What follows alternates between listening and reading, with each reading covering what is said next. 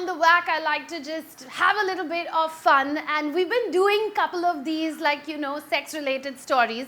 And before any of you write down in the comment section, oh, she did this just so that she could get more views, boo-hoo to you. Just having a little bit of fun over here on the whack. There are hundreds of fetishes that exist even today, and according to the DSM, fetishism, it isn't even considered to be a psychiatric disorder.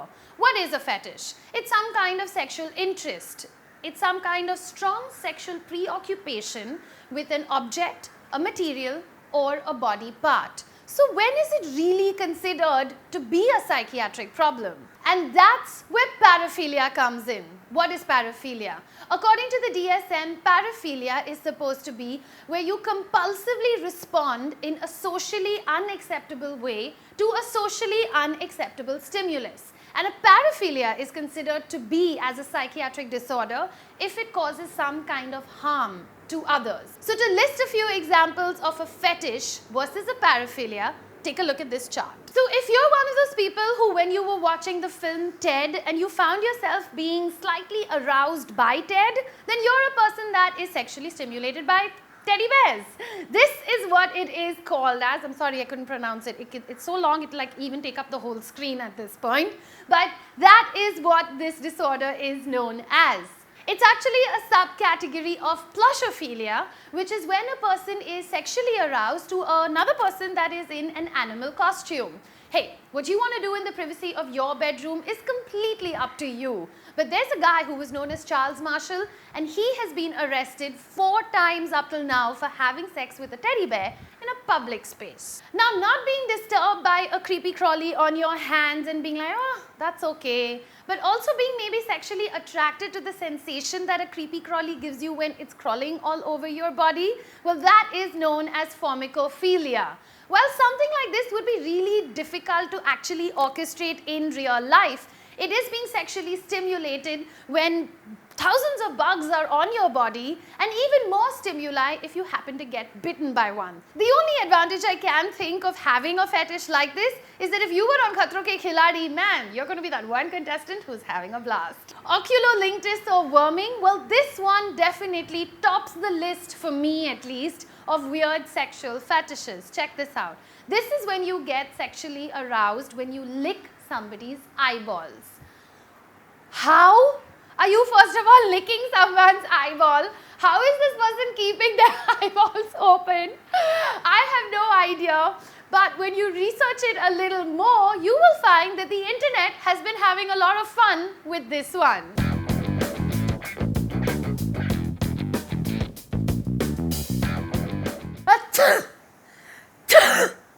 Now, if I was around a mucophiliac right now, then he would have been really attracted to watching me sneeze.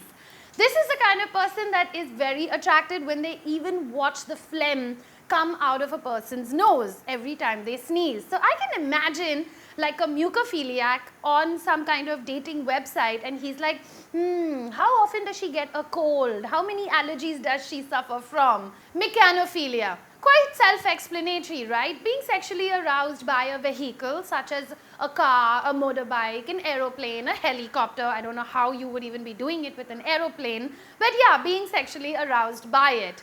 In fact, in the UK, this is actually considered as a sexual crime. And there was a man who was arrested on the streets for having sex, Daniel Cooper, who was arrested on the streets for having sex with his Land Rover.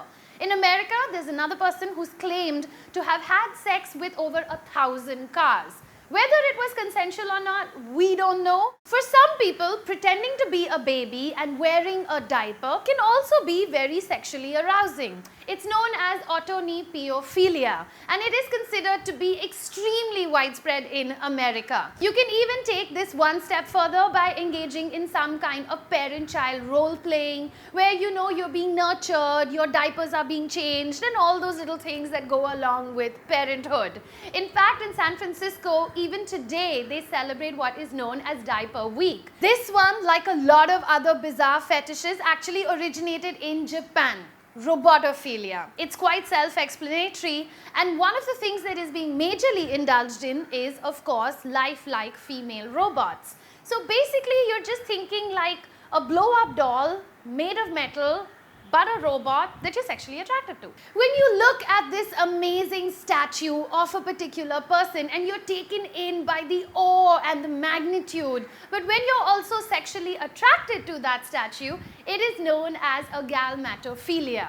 Ancient Greeks have considered this to be very, very common. And in fact, in 1877 was when the first case of a galmatophilia was found, when a gardener was found having sex with a statue that was in the garden. But if you were caught having sex with a statue in India, I can't even imagine how that would go down. Dendrophilia. I love hugging a tree. If I see a nice tree, I like to go and give it a good hug sometimes, you know, especially when I'm like walking in the forest. But I don't want to have sex with that tree. So a dendrophilia basically would be like a tree-hugging, hippie perv. So while we've had a good laugh with some of these weird sexual fetishes that do exist, at the same time there's a lot of them that can get creepy and disturbing. I didn't want to get into that on the whack. So here's like a quick view of some of the really ones that do exist out there. So what does it for me may not do it for you, and vice versa. It's a diverse world that we live in out there, and whatever you want to do, do it in the privacy of your bedroom. Everybody in the tribe does not want to know what your sexual fetish is, so I'm not going to ask you to put it down in the comment section below. But if you have some kind of weird fetish that you have read of that you want to share with the tribe, please go ahead and do so. I'll catch you again very soon, and do not ask me in the comment section what my fetish is. If you've just joined us, welcome to the tribe. Ciao. It's really time to clean this shit up. Every single case I've ever solved. Don't tell me I didn't warn you. Astronauts were getting so desperate that the crew of Gemini 3 actually snuck in a corned beef sandwich. They were mildly rebuked by NASA for causing such a mess. So maybe you have a friend that already knows how to play the guitar really well, or somebody that's into health and fitness. Get yourself a gym buddy, get yourself a partner, and maybe you can try and achieve that goal together.